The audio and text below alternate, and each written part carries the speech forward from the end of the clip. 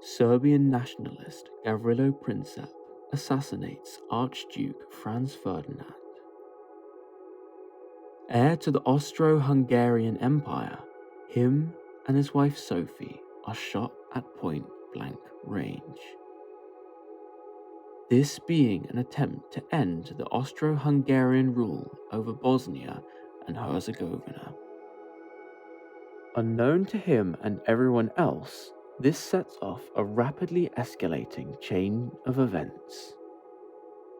Austria-Hungary, like a number of other European countries, blames the Serbian government for the attack and hopes to use the incident as a justification for settling the question of Serbian nationalism for good.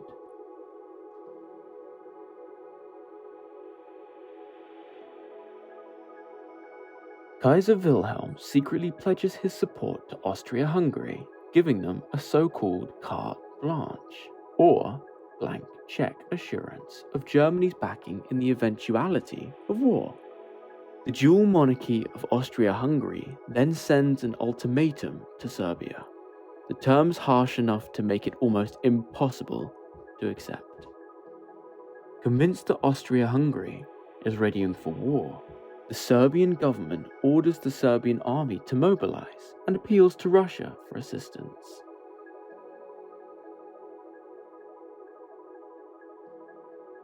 Austria-Hungary declares war on Serbia, and the long-held peace between Europe's great powers rapidly collapses. Within a week, Russia, Belgium, France, Great Britain, and Serbia have all lined up against Austria-Hungary and Germany, making the start to the Great War inevitable. 4 years on the 11th of November 1918, Germany signs the armistice, putting an end to the First World War, a conflict that has caused 37 million casualties. So, how can an event so improbable have such a devastating impact on civilization? This is known as a Black Swan event. For a millennia, it was universally accepted that all swans were white. This, a truth so incontrovertible that logicians would use it to illustrate the process of deductive reasoning. That was until, in 1697, Dutch explorer Wilhelm de Vlaminge discovered black swans while on a rescue mission in Australia. And, in an instant, this universal, incontrovertible truth was shown to be merely speculation. The term black swan is used to describe a seemingly logical impossibility that may well end up becoming possible. This is the Black Swan Fallacy. Take this, for example. You are a cow, reared on a farm all of your life. You are fed, watered, and protected by the farmer. Your world is secure, benevolent, predictable, and has been for 2,190 days. The future is bright and without a threat. Until, on day 2,191, you are separated from the herd, moved onto a truck, and driven to a destination unknown to you. Here, following familiar reassurance, a gun is placed against your skull. A trigger is pulled, the consequence of which being the induction of complete insensibility of mind and body, which itself will lead to death. The more our knowledge advances, the more likely we are to be blindsided by a black swan. Our understanding of uncertainty is based almost exclusively on what has happened in the past, rather than what could have happened. Many consider that no evidence of the possibility of slaughter equals evidence of the impossibility of slaughter. We are blinded by the notion of routine and pattern. Everything in our lives happens around a rough, coordinated framework, one that we can follow with relative ease. You're born, for example. You go to school and then college. And then you graduate with a degree in a subject unremarkable to you. You find work, perhaps resulting in mind-numbing hours as you attempt to rise to the top. Perhaps you find a wife and settle down. You raise a family and live out the rest of your life in relative bliss. For many, this idea of normality can seem disconcerting. We're all individual, yet our approach to life is a carbon copy of a carbon copy of the preceding generation. We are nurtured by the socio-economic system that keeps us secure until it doesn't. You're laid off at work.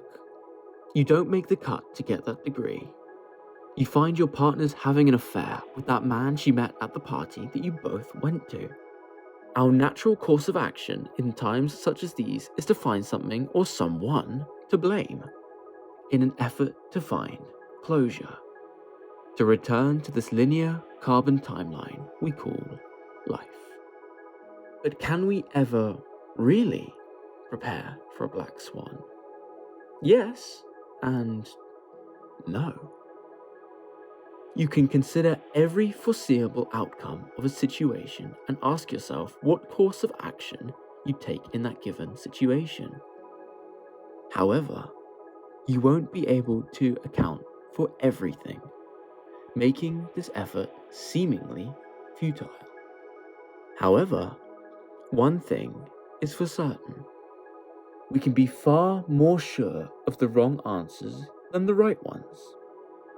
Taleb, author of The Black Swan, suggests that perhaps we should be searching for the disconfirming evidence, rather than that which corroborates our preconceived notion of what is. This technique was pioneered by a philosopher and scientist named Karl Popper, who replaced inductive reasoning through falsification. He suggests that for a theory to be considered fact, it must be able to be tested and conceivably proven false. Induction, he states, cannot yield certainty. To overcome these unprecedented events, we must first accept unpredictability.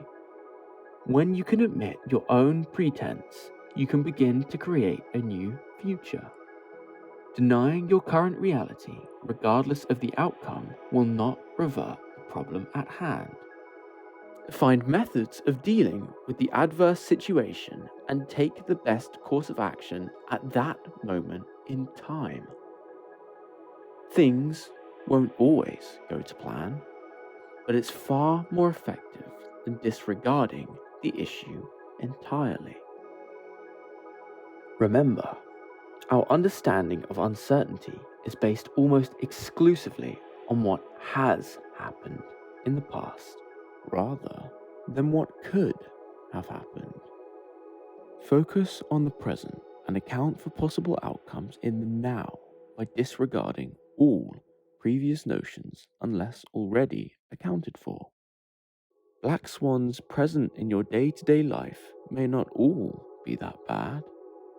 Through adversity comes challenge, and through overcoming these challenges, we build resilience and strength.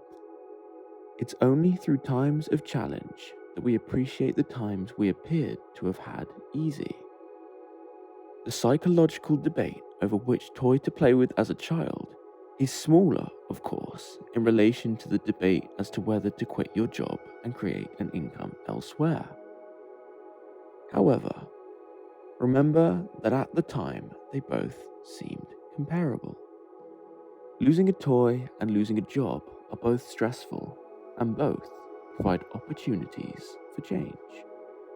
Maybe the Black Swan is merely a vessel for change. Next time he greets you, sit down and listen. His foreboding tale will guide you, his words will aid you.